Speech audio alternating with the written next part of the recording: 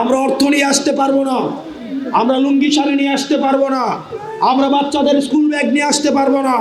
আপনি আমার জন্য 10 দিন খাটেন, আগামী 5 বছর আপনার জন্য গোলাম হয়ে থাকবো। বিএনপি ওপেনে হাবুটের পক্ষে অবস্থান নিয়েছে, কিন্তু গোপনে তারা ন্যায়ের কার্যক্রম চালিয়ে যাচ্ছে। আমাদের অর্থ নাই, আমরা চাঁদাবাজদের অর্থ নিয়ে নির্বাচন করতে আসি নাই, আমরা টেন্ডারবাজদের অর্থ নিয়ে নির্বাচন করতে আসি নাই, আমরা ঋণ খেলাপিদের জীবনকে জাহান্নাম বানাই দিতে আসছি। দীর্ঘ একটা সময় এই ফেসিবাদের বিরুদ্ধে লড়াই করে অতিক্রান্ত করেছেন। হাসিনার বিরুদ্ধে যখন মিডিয়া পিন পতন নীরবতা অবলম্বন করত, যখন প্রশাসন এবং মিডিয়া প্যারালালি হাসিনাকে সমর্থন দিয়ে যেত, যখন বিশ্ববিদ্যালয়ের শিক্ষার্থীরা নীরবতা এবং ক্যারিয়ারের জন্য, তারা একটা সেফ ক্যারিয়ারের জন্য তারা অপরাধ আওয়ামী নির্যাতন নিপীড়নকে ভুলে গিয়েছিল, তখন একা যে ব্যক্তিটা দাঁড়িয়েছিল হাসিনার জুলুম নির্যাতনের বিরুদ্ধে, তিনি হচ্ছেন আমাদের মজলুম নেতা জনাব আক্তার হোসেন ভাই। উনি এই নির্বাচনে, উনি শুধুমাত্র আপনার এই কাউনিয়ার গর্ব নয়, উনি বাংলাদেশের যে কোনো আসন থেকে নির্বাচন করলে সেই নির্বাচন থেকে জিতে আসার ওনার সক্ষমতা রয়েছে। উনি যেভাবে ভোট চায় ঠিক সেভাবে উনার অনুপস্থিতিতে আপনারা উনার জন্য কাজ করতে হবে।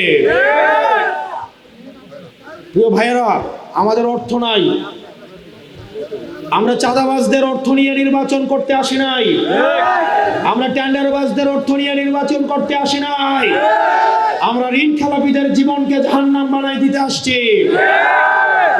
আমরা চাই জনতার উপর নির্ভর করে, জনতার বৈধতা নিয়ে আক্তার হোসেন আগামীতে সংসদে যান।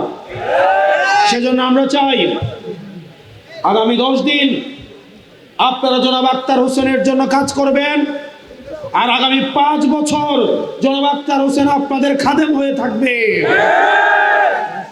আর যিনি লুঙ্গি শাড়ি দিয়ে আপনাদের ভোট কিনতে চায়, ওনাকে শুধুমাত্র সিজনে লুঙ্গি শাড়ি দিতেই দেখা যাবে, আর ওনার কোনো ভরসা নাই।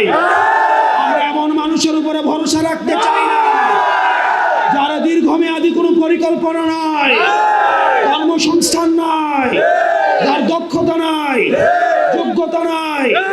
উনি এই উত্তরাঞ্চলের কর্মসংস্থান নিয়ে ওনার কোনো দীর্ঘমেয়াদী পরিকল্পনা নাই।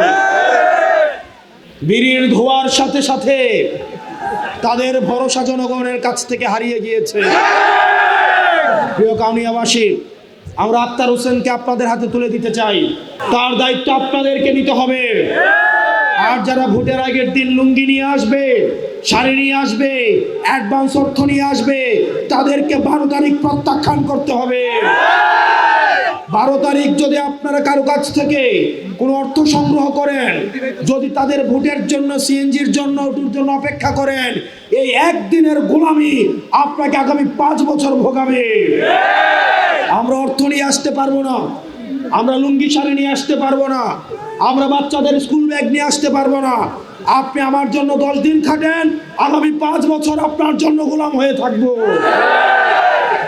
বিএনপি ওপেনে হাবুটের পক্ষে অবস্থান নিয়েছে, কিন্তু গোপনে তারা ন্যায়ের কার্যক্রম চালিয়ে যাচ্ছে।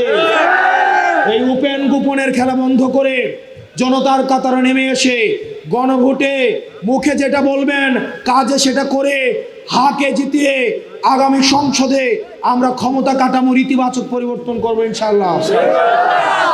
আমরা দেখেছি ওপেনে জনাব তারেক জিয়া হাবুটের পক্ষে অবস্থান নিয়েছে, নাহিদ ইসলাম হাবুটের পক্ষে অবস্থান নিয়েছে, ডক্টর শফিকুর রহমান হাবুটের পক্ষে অবস্থান নিয়েছে, এবং বাংলাদেশের ফেসিবাদ বিরোধী রাজনৈতিক দলগুলো হাবুটের পক্ষে অবস্থান নিয়েছে। অত্যন্ত পরিতাপের বিষয়, ভারতের যে রাজনৈতিক দলের বাংলাদেশ শাখা জাতীয় পার্টি হাবুটের পক্ষে অবস্থান নিয়েছে। এই জাতীয় পার্টিকে এই 12 তারিখ তাদের আনুষ্ঠানিক তাদের দাফন সম্পন্ন করতে হবে ভোটের মধ্যে। তারা অলরেডি মৃত। 12 তারিখ হবে তাদের জানাজা। এই 12 তারিখ ভোটের মধ্য দিয়ে তাদের আনুষ্ঠানিক জানাজা হবে কিনা? এই কাউনিয়ায় কোনো মার্কা আছে?